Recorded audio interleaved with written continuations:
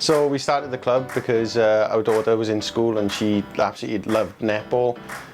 We looked into other clubs around the area, but there was massive waiting lists. So Lindsay decided to take it upon herself to set up her own club, and yeah, here we are today with nearly 80 members.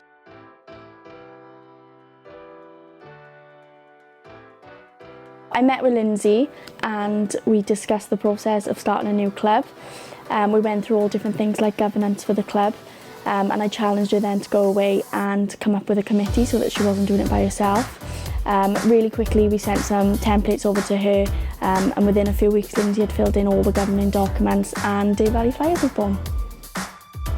Our community sport fund initially helped the club with some facility hire up in Day Hall, and from there then we helped them get some extra grants from Sport Wales and Pen y Cymoedd, and from this the club was able to purchase lots of different equipment to get them started, as well as coach education for their brand new committee and coaching team. We shared the club's posters on our social media platforms, and we helped deliver them out to the schools as well and get the word around the community. The club took it upon themselves then to link with all the local schools in the surrounding area, worked with the teachers and also supported a local Aberdeen netball league as well that was going on.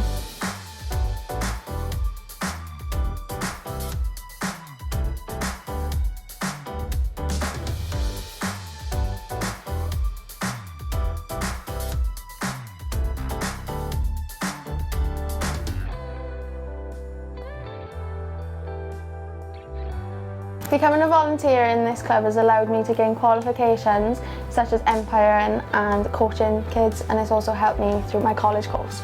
Being a part of this club has helped me to progress on my journey to university, and it's also let me gain qualifications that I needed to become an umpire. I like learning new skills and seeing my friends. I like defending and seeing my friends.